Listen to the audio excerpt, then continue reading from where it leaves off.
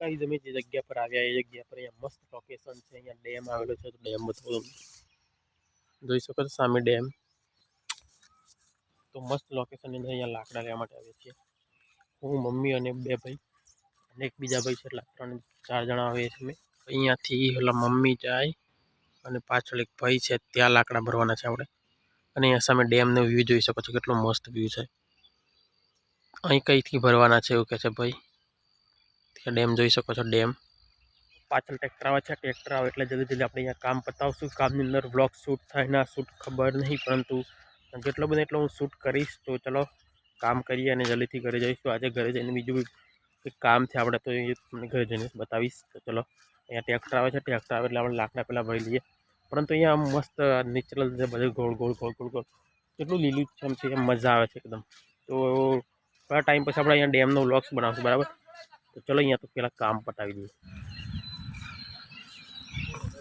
Guys almost હું આવી ગયો છું ડેમ જોવા માટે. અહીંયા થોડીક નજીક જ હતો, તો મેં વિચારી ચલો જોઈ આવે. તો અહીંયા જો અહીંયા મસ્ત ડેમ છે અને અહીંયા સામે કેટલું પાણી પડે છે. પાણી અત્યારે કંઈ પડતું નહીં, પરંતુ થોડું થોડું પાણી લીકેજનું પાણી જાય છે. અને અહીંયા કંઈક કામ ચાલુ છે, અહીંયા કંઈક જેસીબી ને એવો કંઈક અવાજ આવે છે. જો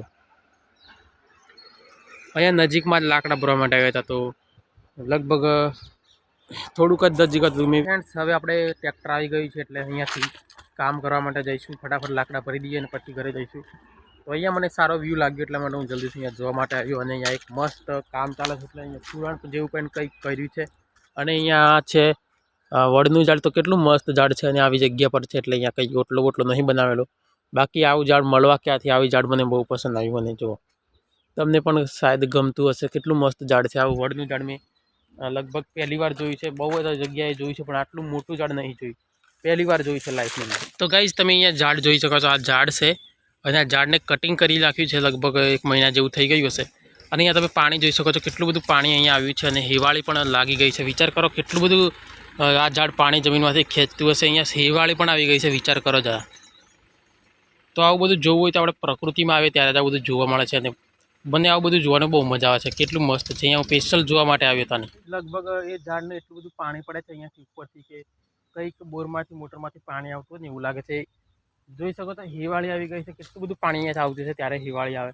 તમને વિચાર કરી શકો તો આપણે કુડીમાં ગમે ત્યાં પાણી ભરી મૂકીએ અને કેટલા દિવસ પછી આપણે હિવાળી આવે, તો અહીંયા હિવાળી આવી ગઈ છે. વિચાર કરો કે ક્યારે જૂનું હશે. તો મને તો આવું બધું જોવાનો ખૂબ જ શોખ છે, કારણ કે હું જંગલમાં હંમેશા ફરવાનો શોખ છે, ડુંગરોમાં ફરવાનો શોખ છે. તો અહીંયાથી જતો હતો, તો અહીંયા મેં જોયું તો સ્પેશિયલ અહીંયા બ્લોગ્સ બનાવવા માટે આવ્યો.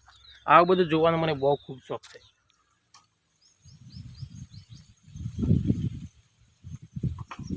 ફાઇનલી ટ્રેક્ટર ભરાઈ ગયું છે, હવે આપણે જઈશું ઘરે. પરંતુ એ પહેલાં હું અહીંયા પાછો એક બીજો વ્યૂ મને પસંદ આવ્યો, તો અહીંયા આવ્યો છું.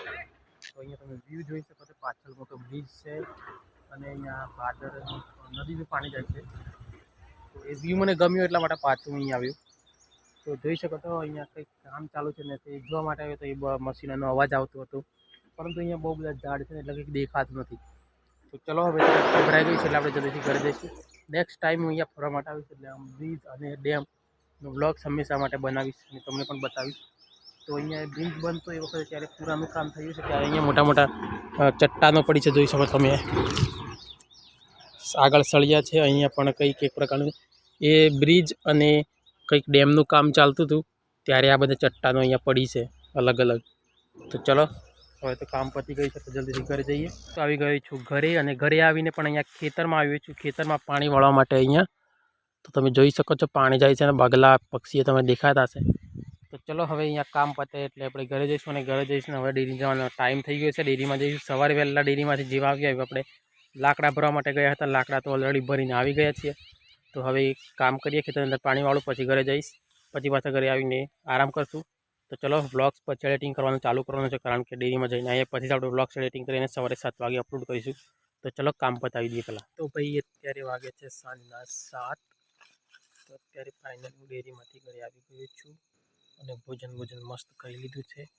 તો ગાઈઝ હવે હું ચાલુ કરું છું એડિટિંગ. આખો દિવસ આપણે સવારે લાકડા ભરવા માટે ગયા, ત્યાર પછી બહુ બધું કામ કરી. ફૂલ બ્લોગ્સ તમે જોયો છે, તો તમને બ્લોગ્સ કેવો લાગ્યો મને કમેન્ટ બતાવજો. તો અત્યારે તો અહીંયા બહાર આવીને બ્લોગ શૂટ કરું છું. તો ચલો બ્લોગ્સ કેવો લાગે કમેન્ટમાં કરો, તો જે હોય એ બતાવજો.